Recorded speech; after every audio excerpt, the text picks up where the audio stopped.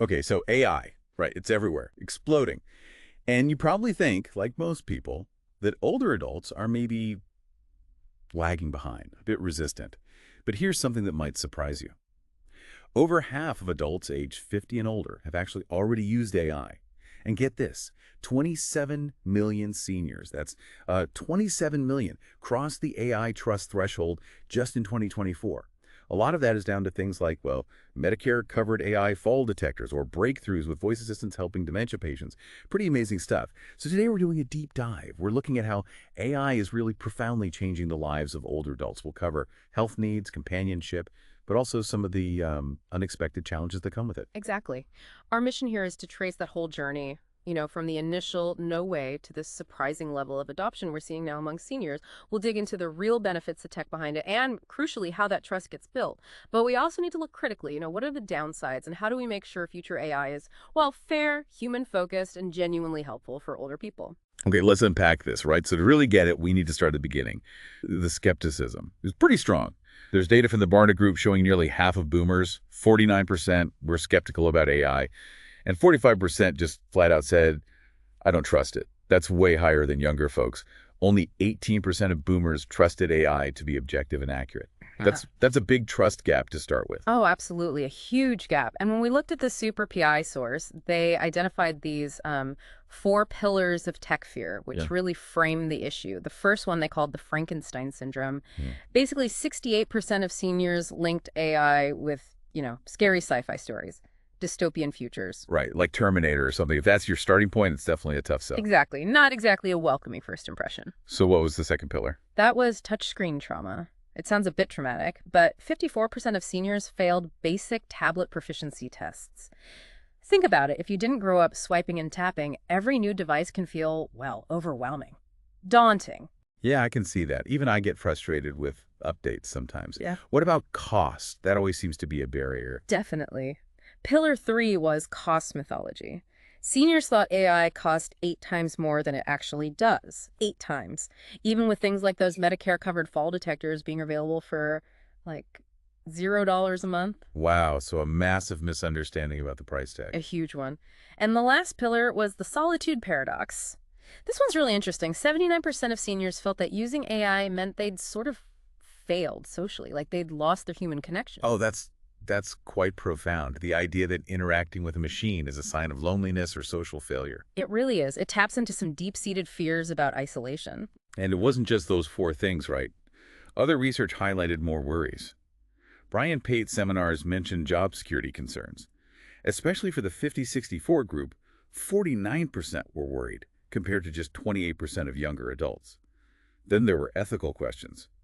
38% of 55-64-year-olds worried about machines making moral choices and just feeling overwhelmed. 60% of those 60 and older felt that way about the pace of tech change. That's nearly double the rate for millennials.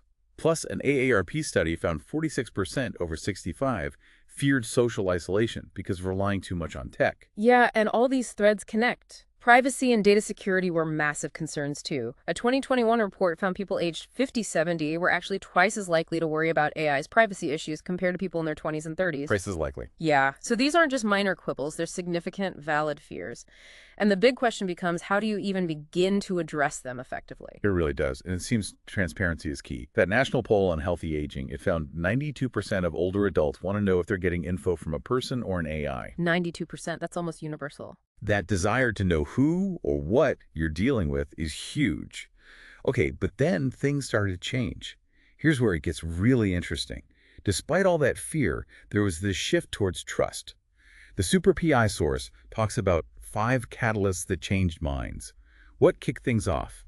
The first catalyst was stark, the life or death moment. The data showed 62% of AI adoption spikes happen right after emergencies. So a crisis hits and suddenly the tech looks different. Exactly. It provides undeniable, immediate proof of value. Take Robert, 84 years old. His AI pendant detected a silent heart attack. EMTs got there before he even felt symptoms. His survival rate, 92%. Without the AI, it would typically be around 34%. Wow, Yeah. you can't argue with that. A life saved. Right. Abstract fears just melt away when you see that kind of concrete benefit in a critical moment. Okay, so crisis moments were one catalyst. What else helped bridge that trust divide? Next up is the grandchild effect. This one's quite heartwarming, actually. Trust in AI jumped 300% when grandkids introduced and even named the AI devices. 300%, just from a grandchild giving it a name. Yeah. It sounds simple, but it reduced that feeling of it being an impersonal machine anthropomorphism by 53% when family initiated it. Picture it. Grandma, this is Ruby. She can remind you when the cookies are done. It makes it personal, less intimidating. We're like, oh, Oh, that makes total sense. It reframes the technology completely. So, critical moments, grandkids. What else? Then there's the competence revelation. This is where AI just flat out performed better than humans in specific crucial areas. Like preventing medication errors, AI reduced them by 81%. Or detecting depression, AI could spot it 34 days earlier than usual methods. 34 days earlier. That's significant for mental health. Absolutely. And it led to this powerful sentiment among some seniors. It knows my body better than I do. That's a heck of a statement. It knows my body better than I do. Does that raise flags about over-reliance, though? It's definitely a valid point, and something we need to circle back to that line between helpful and overdependent. But in terms of building initial trust, demonstrating competence was key. Okay, got it. What was the fourth catalyst? The privacy trade-off. We talked about privacy being a big worry, right? Yeah, huge. Well, it turns out 72% of seniors were willing to trade some privacy for very specific, concrete benefits. Fall prevention was a big one. 91% were okay with the trade-off for that. Dementia monitoring, 84%. Even social connection, 77%. So if the benefit was clear and direct, the privacy concern became less of a barrier for many. Exactly. It was a calculated decision for a tangible gain. And the last catalyst. The first mover neighbor. This is basically social proof in action. Each senior who adopted AI influenced, on average, 3.8 neighbors. It created this cascade effect. Huh. Sort of like keeping up with the Joneses, but for AI gadgets. Pretty much. You'd hear things like, well, if Doris down the street trusts it with her falls, maybe it could help my dodgy hip too. That neighborly trust is incredibly powerful. Yeah, that social validation really matters. And what's fascinating here, if you look at the bigger picture, is how these catalysts align with established theories of technology adoption. Things like perceived usefulness. Does it actually help me? Perceived ease of use. Can I actually work this thing? Social proof for other people like me using it. And critical incidents. Did it help in an emergency? The 2025 Global Geriatric AI Trust Survey confirmed these are the key triggers. It's not about fancy features, it's about real-world value and human connection. That really resonates. And sometimes seeing is believing, right? Like that AI DIY YouTube video example. The host showed his father-in-law who thought AI was just, like Google. But then he used ChatGPT to write a story. Right, about a self-aware engine. Yeah. Then had ChatGPT read it, used Hagen to animate it, and Suno to make a song about it. This whole multi-sensory creative thing apparently was amazing and startling for his father-in-law. It showed AI wasn't just search results, it could be creative, personalized. Exactly. It just highlights how direct, engaging experiences, even simple creative ones, can totally demystify AI. And it ties into what the Cool Senior source emphasizes. Companies are designing AI to be more user-friendly now. It directly challenges that old myth that it's just too complicated for seniors. So experience and good design are chipping away at that initial fear. Definitely. Building confidence one positive interaction at a time, sometimes spurred by a neighbor or a grandchild, or even a creative little demo. Okay, so we've seen the shift from fear to trust. Now let's get concrete. What is AI actually doing for older adults? The National Poll on Healthy Aging found 55% of people over 50 have used AI, not just for fun, like entertainment. Which was 37%. Right, or general info, 30%. But significantly, 14% used it for health information, and 12% used it to foster social connection. So it's moving into really important areas of life. Absolutely. And it's actively helping people age well and, importantly, age in place, stay in their own homes. Take home security. 96% of older adults using AI-powered systems, smart locks, cameras, alarms, found them helpful for living independently. 96%. That's almost everyone using them. Yeah, they mentioned things like clearer doorbell camera footage, knowing when packages arrived, practical things that increase safety and peace of mind. Makes sense. What about inside the home? Voice assistants. Think Alexa, Google Nest. 80% of users found them beneficial for safety and independence at home. These are especially great for people who might have trouble with, say, dexterity or vision. Finding info quickly, making calls, even just connecting socially, it's easier with voice commands. Right, lowers the barrier to using the tech. Exactly. And then there's the direct health monitoring we touched on. The AI Induse source talks about big leaps in telehealth, really sophisticated fall detection, personalized care plans, all aimed at boosting quality of life and independence. And tackling loneliness, this is a big one. A systematic review found AI interventions show real promise there. Social robots, like Pero the Seal or PIO, they can foster emotional engagement, adapt to the person. Lim's study had robots leading storytelling and even gymnastics. Robot gymnastics. Oh, Yeah. And it led to measurable improvements in loneliness and cognitive function. so when you put it all together, security, voice help, health monitoring, social bots, what does that feel like day to day? Is it just a collection of gadgets or something more? I think it's becoming more integrated. It's moving beyond just gadgets to being a kind of support system. Think about medication management, not just a reminder, but maybe an alert to family if a dose is missed. That's practical support. Or virtual companionship, offering a consistent, non-judgmental presence. Even that AI board game from Johns Hopkins, it's about connection and mental sharpness, using a familiar format. Right, meeting people where they are. Exactly. It's becoming a crucial tool. And connecting it back, you mentioned loneliness being as bad as smoking. Yeah, the health impact is comparable to smoking 15 cigarettes a day, according to some studies. It's a serious public health issue. And AI's potential here is huge because it can be available 24/7. It can support multiple languages thanks to natural language processing. That's the AI understanding and speaking human language. Wow. Right. And maybe, just maybe, it can reduce the stigma some people feel about asking for human help. That scalability, that constant availability is key. Okay, so AI is getting deeply woven into daily life, providing real support. But where does this lead? How integrated can it become? The Super TI source mapped out this four-phase adoption curve. Uh-huh. And the final phase, they call it dependency. Dependency. That sounds intense. It does. Their metrics show daily AI interactions jumping from just 0.3 to 17.2 times a day. At the same time, calls to human caregivers dropped significantly, from 8.7 down to 2.1 per week. Wow, that's a major shift in interaction patterns. And get this, 89% of the seniors in their study expressed they can't live without feeling about their AI. 89%. Can't live without it. That definitely raises questions. Is that level of integration, that dependence, always a good thing? That's exactly the question the source raises. They talk about a potential dark side of dependence. Okay, like what? They cite things like withdrawal panic. Heart rates actually increased by an average of 32 beats per minute when the AI system was down or unavailable. A physical stress response to AI downtime? That's concerning. Yeah.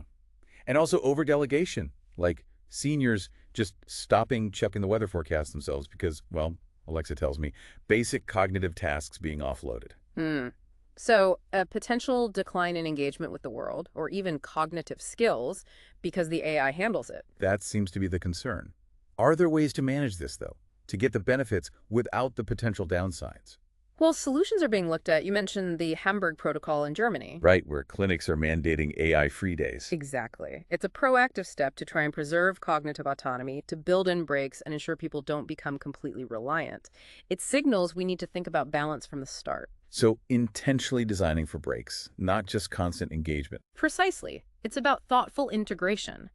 And that ties into design thinking. Like in that South Korean study on an AI public health platform, they used a user-centered approach specifically to tackle things like interface anxiety, making it easy to use, and mistrust in AI systems. How did they do that? By acknowledging that often families help mediate the use of technology, and crucially, by co-designing with older adults. Getting their input directly ensures the interfaces are user-friendly, that data handling is transparent, and it addresses those accuracy and privacy worries right in the design phase. Co-designing. That seems critical for building trust and usability from the ground up. Absolutely. It's not just about building the tech, it's about building it with the intended users. And what about bridging that broader generational tech gap? Fostering trust across ages. There's this fascinating concept, reverse mentoring, in senior-junior AI academies. Reverse mentoring. Tell me more. So you have kids, like 8 to 12-year-olds, teaching seniors basic voice commands for AI devices. But then The seniors, maybe 75 and older, share their wisdom about the ethics of technology, about dependence. Ah, so it's a two-way street. Kids teach tech skills, seniors teach life wisdom related to tech. Exactly. And the results were pretty impressive.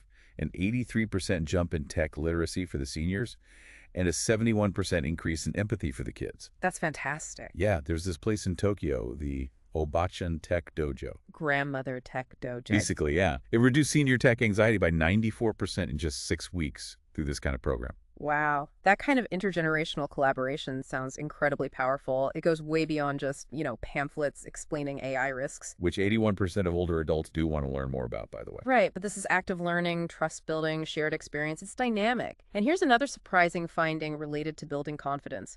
Experiencing failure with previous technology actually led to a 41% higher chance of eventually adopting AI. Wait, failing with tech made them more likely to adopt AI later. How does that work? They called it learned resilience. Basically, having struggled with tech before and presumably overcome it at some point made them feel more capable of tackling a new technology like AI. It built a kind of tech perseverance. Okay, that's counterintuitive, but makes a strange kind of sense. Resilience through struggle. Yeah. So it all comes back to building confidence, ensuring accessibility, and being transparent about how it all works. So wrapping this all up, Mhm. where does this leave us? We've seen this huge arc from deep fear and skepticism about AI among older adults Rooted in sci-fi fears, usability issues, cost myths. to a point where many are now engaged users, some even feeling dependent on AI, driven by real-world benefits, life-saving moments, and often those trusted personal connections like grandkids or neighbors. Yeah, the AI revolution isn't some far-off thing. It's here now. It's the voice reminding about meds, the sensor preventing a fall. It's already part of many grandparents' lives. So what's the future look like? Is it just more AI, less human contact? I think the most promising path points towards a hybrid model, a blend. AI is fantastic for the 24/7 monitoring, the data analysis, the routine tasks. It's tireless, efficient. But humans provide that irreplaceable emotional support, the empathy, the nuanced judgment for complex situations. You need both. The efficiency of the machine, the empathy of the human. Exactly. And this kind of collaborative approach could have huge financial implications too, potentially cutting senior care costs by as much as 63%. That's a massive potential saving. Yeah. But this deep integration, this dependency, it leaves us with some really challenging questions, doesn't it? Oh, definitely. Big ones. Like as AI becomes this sort of invisible infrastructure for senior care, who actually owns all that health data, we're talking potentially exabytes of sensitive information. 2.7 exabytes, according to one projection. Yeah, data ownership and privacy remain huge questions. And what about the AI companions? If someone forms a deep emotional bond with an AI, maybe one that's learned their life story, can we ethically just sunset that AI when the software gets old, turn it off? That's a really thorny ethical dilemma, decommissioning something that's become a significant relationship, even if it's with an AI. And could we see a future where something like Medicare needs to cover therapy for AI separation anxiety, if that withdrawal panic is real? It certainly pushes us to consider the psychological impacts of deep AI integration. It shows that while the promise of AI for enhancing independence and well-being for older adults is immense, we absolutely have to proceed with, well, a lot of foresight, a lot of empathy, and a really strong ethical compass guiding development and deployment. A crucial and evolving conversation for all of us, indeed.